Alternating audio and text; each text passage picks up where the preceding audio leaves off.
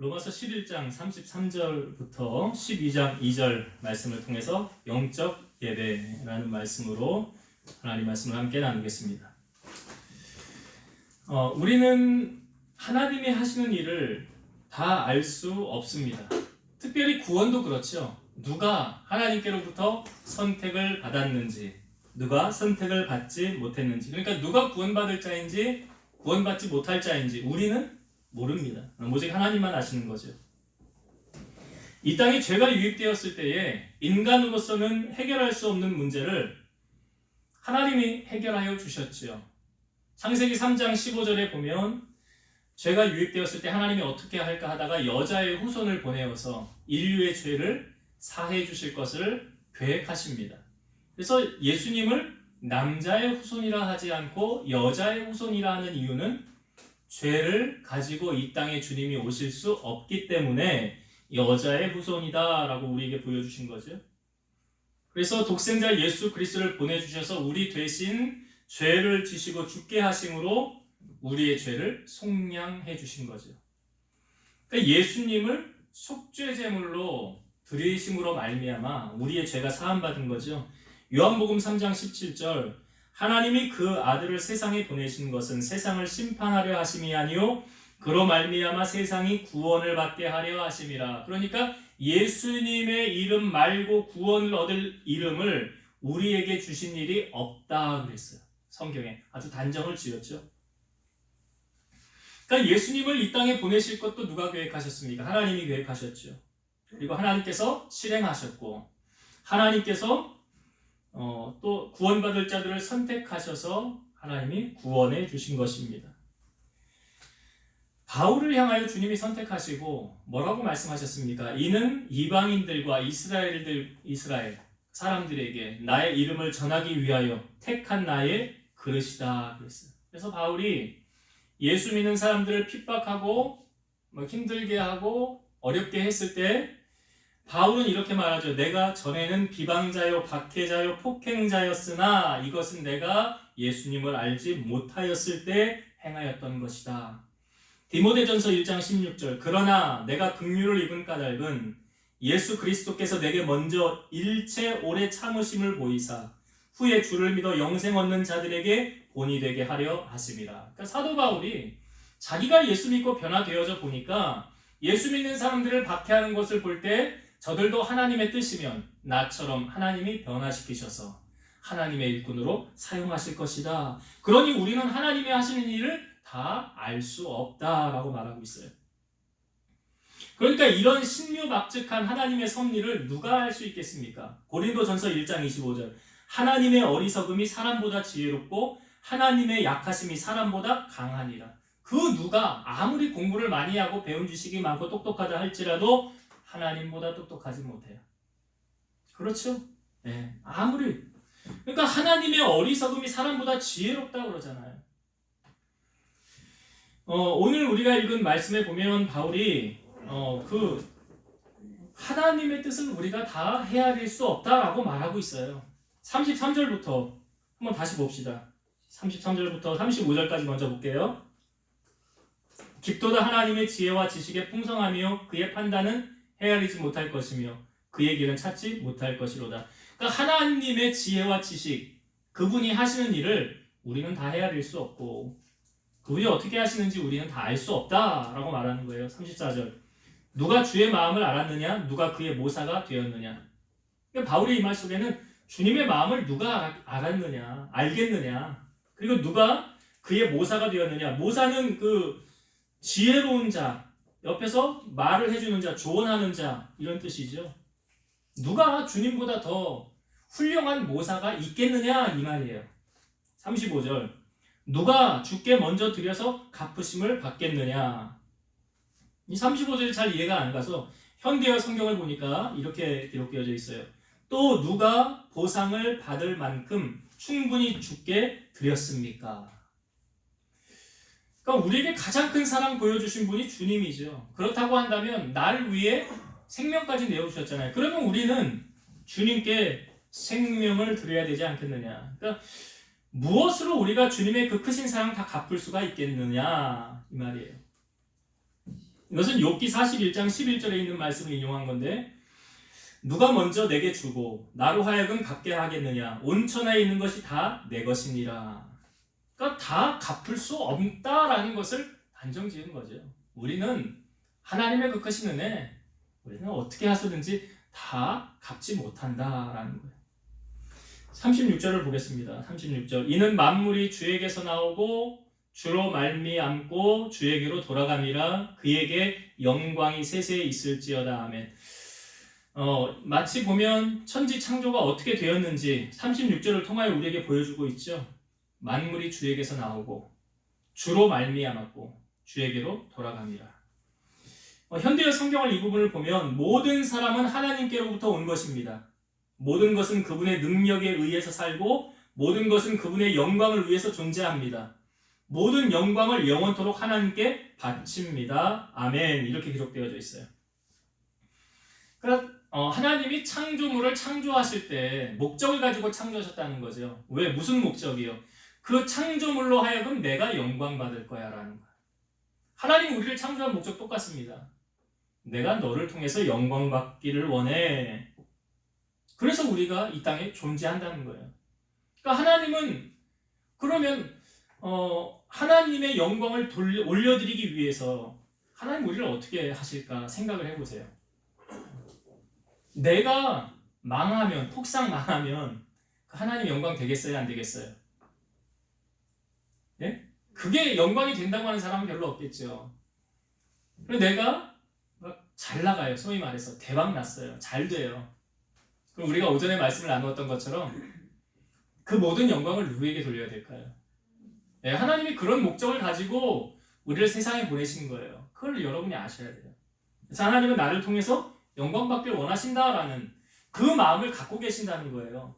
고린도전서 10장 31절 그런즉 너희가 먹든지 마시든지 무엇을 하든지 다 하나님의 영광을 위하여 하라. 그러니까 하나님이 나를 통해 영광받길 원하신다는 거예요. 성경이 여러 부분에 계속 우리에게 보여주고 있어요. 그러니까 우리를 세상에 하나님이 보내신 목적도 우리의 삶을 통하여 누가 드러나길 원하십니까? 하나님이. 하나님이 나에게 이렇게 하셨어 라고 우리가 간증하길 원하고 하나님 앞에 영광 돌려드리길 원해요. 성경에 보면 그런 은혜와 기적을 맛본 사람들이 있죠. 이삭이라는 사람이 있죠. 아브라함의 아들. 근데 아브라함의 아들 이삭이 그랄이라는 지역에 살았을 때에 흉년이 들어왔어요. 근데 뭘 해도 안 되는 거예요. 그런데 성경에 보니까 이삭은 그 해 농사에서 100배를 얻었어요. 그러니까 사람들이 이상하게 생각할 거 아니에요. 야, 우리는 다 망했는데 어떻게 너는 대박났냐 이거잖아요. 쉽게 말해서. 우리 똑같이 농사 지었는데 어떻게 너네만 잘 됐냐? 우리는 하나도 안 되고. 희한한 일이잖아요. 근데 그런 희한한 일이 이삭에게 나타났다는 거예요. 그러니까 사람들은 남이 잘 되면 어떻게 해? 좋아해 줍니까? 시기합니까? 예, 크리스찬은 그러면 안 돼요. 근데 거기 세상 사람, 블랙 사람들이 이삭 너만 잘 돼? 뭐야 이거 왜 이러는 거야? 그러면서 쫓아냅니다. 이삭을. 너 우리 지역에서 나가! 추방시킨 거예요. 그래서 이삭을 쫓아냈을 때 그 쫓아났음에도 불구하고 하나님이 함께하니까 뭐 가는 곳마다 잘 되죠. 근데 놀라운 사실은 그 이삭을 쫓아냈던 그 블레셋 왕 아비멜렉하고 그의 친구 아우삿하고 군대 장관 비골이 이삭을 찾아와요. 그러니까 이삭이 이들을 맞으면서 이렇게 말하죠. 너희가 나를 미워해서 떠나게 할 때는 언제고 나한테 왜 찾아왔냐? 왜 왔냐 이거야 이삭이. 그랬더니 이 사람들이 뭐라고 말하냐면 이렇게 말해요. 잘 들어보세요. 여호와께서 너와 함께 계심을 우리가 분명히 보았으므로 우리의 사이 곧 우리와 너 사이에 맹세하여 너와 계약을 맺으리라. 너는 우리를 해하지 말라. 이는 우리가 너를 범하지 아니하고 선한 일만 내게 행하여 내게 평안히 가게 하였음이라. 이제 너는 여호와께 복을 받은 자니라. 여러분 이 고백을 한 사람들이 누구라고요? 이삭을 쫓아냈던 사람들이라고요. 그 이삭을 쫓아냈던 그들이 와서 대뜸한다는 말이 뭐예요? 야, 하나님이 너와 함께 하시더라. 그러니 우리와 계약을 맺자.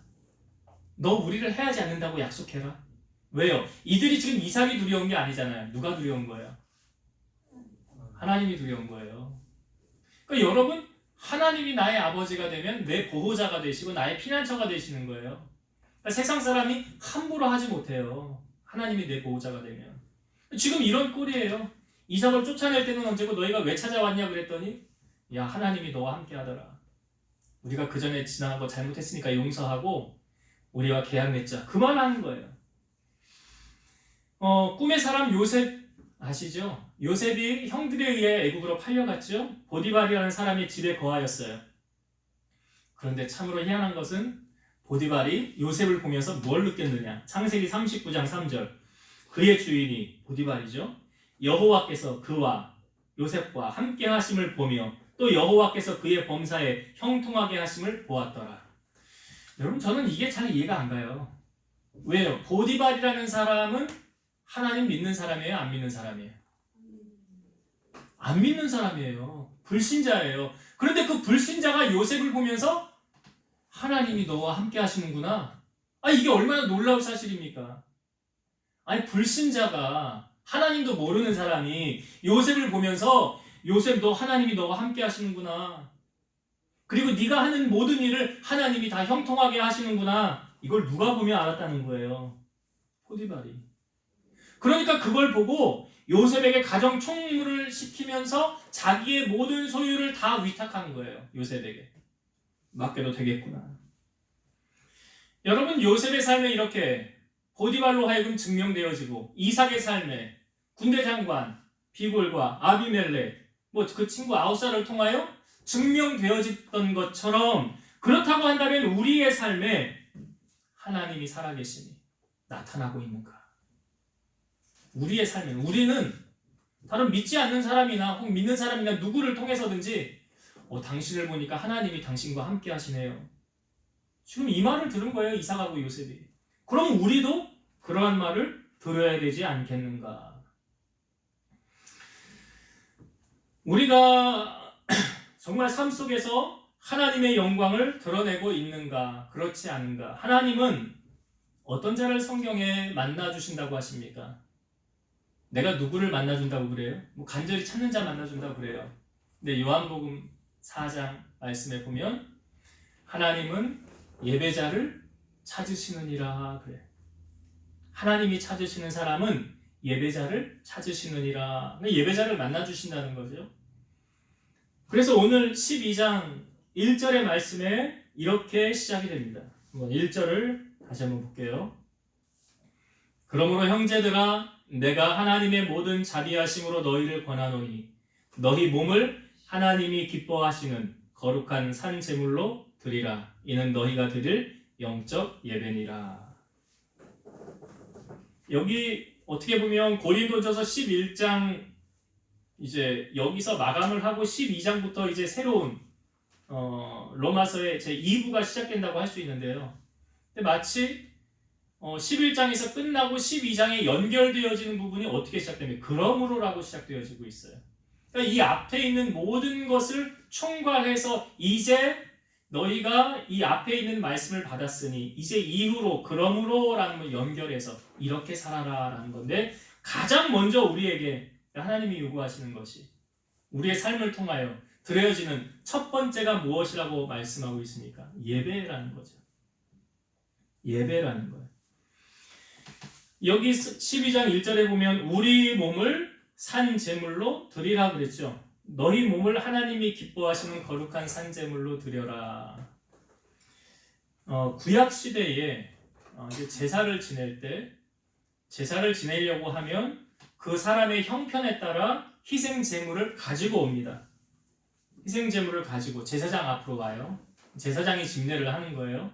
그러면 이 가지고 온 제물에게 어떻게 하냐면 레위기 1장 4절 그는 번제물의 머리에 안수할지니 그를 위하여 기쁘게 받으심이 되어 그를 위하여 속죄가 될 것이라. 내가 번제물을 가지고 왔잖아요. 그럼 번제물 위에 손을 얹어요. 그리고 이 제물이 죽어지는 거예요. 누구 때문에? 나 때문에. 이 제물이 죽어짐을 통해서 그가 죽음으로 말미암아 너가 속죄가 될 것이다. 죄사함을 받는다는 거예요. 그래서 피 흘림이 없이는 사함이 없다고 그러잖아요. 그러니까 누군가의 죄를 대속하기 위해서는 피를 흘려야 되는, 생명을 주어야 된다는 거예요. 그래서 그 희생 제물이 와서 대신 죽어짐으로 내 죄가 사함받은 거죠. 예수님을 왜 어린 양이라는 표현을 했을까요? 예수님께서 인류의 죄, 나와 여러분의 죄를 사해주기 위해서 예수님이 어린 양으로 죽으셔야만 했기 때문에, 속죄의 제물이 되어져야만 했기 때문에 예수님은 어린 양이다 표현을 하는 거죠. 예수님이 돌아가셨을 때 나타난 여러 현상 가운데 성소의 휘장이 반으로 갈리어졌다라는 표현이 있어요. 예수님이 왜 이걸 갈라놓으셨느냐? 당시 구약에는 제사장만이 들어가서 제사를 집례할 수 있었는데 예수님이 휘장을 열어놓으시면 누구든지 이제 주님 앞에, 하나님 앞에 나아갈 수 있는 권한을 주님이 열어주신 거예요. 그러니까 하나님과 인간 사이에 이 담으로, 죄악으로 막혀 있었던 이 담을 예수님이 오셔서 헐어주신 거예요. 그래서 우리가 하나님 앞에 나아가서 직접적으로 하나님을 향하여 제사를 지낼 수 있는 거예요. 그래서 성경에 우리를 왕같은 제사장이요 라는 표현을 하고 있어요. 우리가 하나님 앞에 직접 나아가 제사를 지낼 수 있는 그런 권한을 주님이 열어놓으셨다. 그래서 만약에 이것이 되어지지 않으면 우리는 정말 희생제물을 가져다가 주님 앞에 와서 이것을 대신 손을 얹고 희생 죽게 함으로 말미암아 그렇게 제사를 지냈어야 됐을 거예요. 그러나 예수님께서 휘장을 열어놓으심으로 우리가 주님 앞에 나아갈 수 있는 직접적인 문을 열어놓으셨다는 거예요. 그렇게 우리가 이제 하나님을 제사하고 예배할 수 있는데, 오늘 말씀에 보면 우리가 하나님을 예배할 때 무엇을 드리라고 성경은 말하고 있습니까? 여기 다시 한번 보면 1절에 중간부터 볼게요. 너희 몸을 하나님이 기뻐하시는 거룩한 산 제물로 드리라. 뭘 드리라고요? 너희 몸을. 그러니까 내 몸을 하나님 앞에 지금 거룩한 산 제물. 구약 시대에는 짐승이 드려져야 됐다고 그랬죠. 그런데 이제는 그걸 안 해도 되지만 예배를 드리는 내가 뭐가 되는 거예요? 제물이 되는 거예요. 그러니까 예배를 드릴 때 내 몸이 하나님께 드리는 희생 제물이 되는 거예요. 그런 개념을 가지고 우리가 예배를 드리니까 예배는 보는 게 아니고요. 관람하는 게 아니에요. 나 자신을 하나님께 온전히 드리는 것, 이것이 영적 예배예요. 그래서 예배 드릴 때 우리가 꼭 기억해야 될 것은 뭐냐면 내 몸이 지금 제물로 드려지는 거예요. 내가 지금 예배를 통해서 죽어지는 거예요. 내 혈기가 죽어지고 내 자아가 죽어지고 내 욕심과 내 질투와 시기심, 미움, 그런 것들이 예배를 통해서 내가 죽어지고 내가 새 사람이 되어지는 거예요. 여러분, 예수님을 믿고 변화되지 않으면 우리는 온전한 예배를 드렸다고 할 수 없어요. 그 예배를 통해서 주님을 만나고 내가 변화되어져 가는 그 과정이 정말 산 제사를 우리가 하나님 앞에 드리는 과정이 되는 거예요. 그러니까 예배를 통해서 먼저는 하나님께 영광이 되어지는 것이고 나의 삶이 변화되어지는 출발점이 무엇입니까? 예배예요. 그래서 예배의 깊이를 체험하면 하나님의 뜻을 우리는 분별을 하게 되고 내게 말씀하시는 하나님을 만나게 되고 하나님이 원하시는 것이 무엇인지 깨달아 알아가게 된다는 것입니다. 그래서 온전한 예배를 통해 그의 삶이 이제 이렇게 바뀌어져 가는 거예요. 2절의 말씀. 2절 봅니다. 너희는 이 세대를 본받지 말고 오직 마음을 새롭게 함으로 변화를 받아 하나님의 선하시고 기뻐하시고 온전하신 뜻이 무엇인지 분별하도록 하라. 너희는 이 세대를 본받지 말고 그랬죠. 다시 말해서 세상의 마음 빼앗기지 말라라는 이 말이에요. 요한일서 2장 15, 16절 이 세상이나 세상에 있는 것들을 사랑하지 말라. 누구든지 세상을 사랑하면 아버지의 사랑이 그 안에 있지 아니하니 이런 세상에 있는 모든 것이 육신의 정욕과 안목의 정욕과 이생의 자랑이니 다 아버지께로부터 온 것이 아니요 세상으로부터 온 것이라. 분명히 세상을 사랑하지 말라. 세상을 사랑하면 나타나는 현상이 있는데 뭐냐면 하나님의 사랑에서는 점점 멀어져 간다. 반비례로 가는 거예요. 그러니까 너희는 이 세대를 본받지 말고 그랬어요. 여러분, 세대를 본받게 되면 나타나는 현상은 세상을 쫓아가게 돼요. 세상을 또 사랑하게 돼요. 롯의 아내가 그 소돔성에서 빠져나오면서 왜 뒤를 보아서 소금기둥 됐을까요? 미련 남아서 그런 거 아니에요? 세상에 미련 남아서 그런 거 아니에요? 소금기둥 될 수밖에 없는 거예요. 그래서 오늘 성경은 세대를 본받지 말고 우리로 하여금 마음을 새롭게 함으로 변화를 받아 우리가 힘써야 될 것이 무엇이라고 말합니까? 하나님의 선하시고 기뻐하시고 온전하신 뜻이 무엇인지 분별하도록 하라. 그러니까 하나님의 자녀가 힘써야 할 것, 바로 하나님의 선하시고 기뻐하시고 온전하신 뜻을 헤아려 알아야 된다는 거죠. 여러분, 자녀가 부모의 마음을 헤아려 주면 그 자녀를 우리는 뭐라고 그래요? 효자다, 효녀다, 이런 말을 기특하죠. 여러분, 하나님의 입장에서도 마찬가지 아닐까요? 하나님의 자녀가 우리의 아버지 되시고 우리 하나님의 마음을 우리가 헤아리고 하나님의 뜻을 이루어 드릴 수 있다고 한다면 그 하나님은 우리를 향하여 너는 참 효자구나, 너는 참 효녀구나 하지 않으시겠어요? 똑같죠. 그래서 우리가 오늘 이 시대를 살아가면서 이 땅에 발을 디디고 살아가고 있지만 우리의 마음은 어디를 두어야 될까요? 하나님을 향하여. 그래서 이 땅에 소망을 두지 말라라고 말하는 거예요. 하나님께 소망을 두라라고 말하고 있어요. 자, 이제 말씀을 정리하고 마치도록 하겠습니다. 여러분, 우리는 하나님이 하시는 일을 다 알 수 없어요.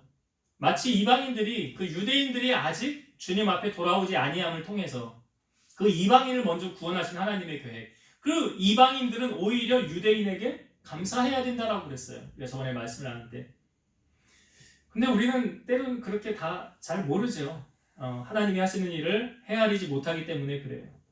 그래서 하나님의 뜻을 찾고 그 뜻대로 우리가 살아갈 수 있도록 힘쓰고 애써야 된다. 그러기 위해서 가장 먼저 선행되어져야 될 것이 뭐라고요?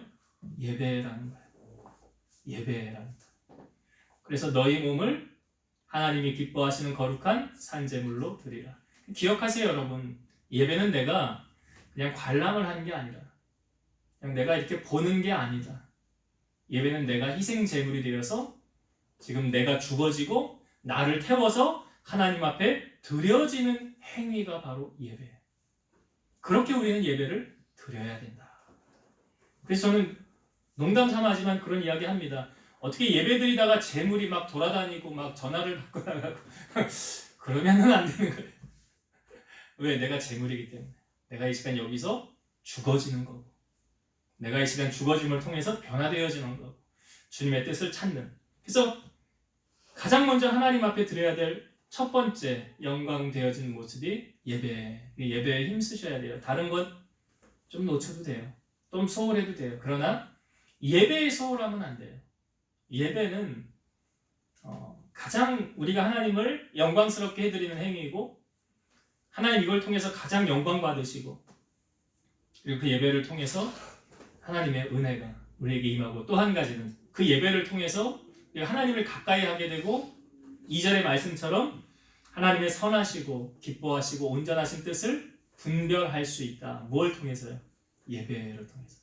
그래서 내게 하시는 하나님의 말씀을 듣고 그 말씀을 내 가슴에 새기고, 이렇게 살아야 되겠구나 라고 결단하고 우리가 나아가는, 이것이 무엇을 통해 이루어지는 거예요? 예배를 통해서. 그래서 우리가 가장 중요한 거, 자녀들에게도 이것만큼은 놓치고 살면 안 돼. 다른 거는 공부는 좀 못해도 돼. 다른 건 좀 손해봐도 돼. 그러나 예배만큼은 놓치고 살지 말자. 예배에 올인하자. 그래서 오늘 우리가 예배의 자세에 대해서 나누고, 예배로 승리하고 예배 가운데 임재하시는 하나님으로 더불어 하나님의 복을 누리고 살아가는 성도님들 되시기를 주의 이름으로 축원드립니다. 기도하시겠습니다. 살아계셔서 역사하시는 하나님, 우리가 이 땅에 발을 디디고 살아가는 동안 하나님께서 행하시는 모든 일들을 우리는 다 헤아릴 수 없습니다. 다 알 수도 없습니다. 그러기에 우리는 하나님의 뜻을 알기 위해 예배의 자리로 나아가야 되고, 우리의 몸을 하나님 앞에 거룩한 산 제물로 드리라고 하셨사오니, 우리가 예배하는 이 현장 가운데 우리의 몸이 산 제물이 되게 하시고, 하나님 앞에 향기로운 냄새로 영광 올려드리는, 또 우리의 삶을 온전히 주님 앞에 드림으로 나는 죽어지고 내 안에 주님만을 살아갈 수 있는 그러한 모습으로 변화되어져서 주님 앞에 영광을 올려드리는 우리 성도들이 다 되게 하여 주옵소서. 바쁘고 어려운 시대를 살아가고 있지만 우리 마음이 세상을 따라가지 않게 하시고 본받지 않게 하시고 온전히 하나님의 선하시고 기뻐하시고 온전하신 뜻을 헤아려 그 주님의 뜻을 이루어드리는 우리 성도들의 삶이 되게 하여 주옵소서. 이제는 우리를 모든 죄악 가운데서 구속하신 예수 그리스도의 은혜와 하나님의 사랑하심과 성령님의 내주 교통 인도 역사 충만케 하시며 사랑하는 성도를 머리 위에 저들의 가정 위에 이 재단과 나라와 민족 위에 이제로부터 영원토록 함께 있을지어다. 아멘.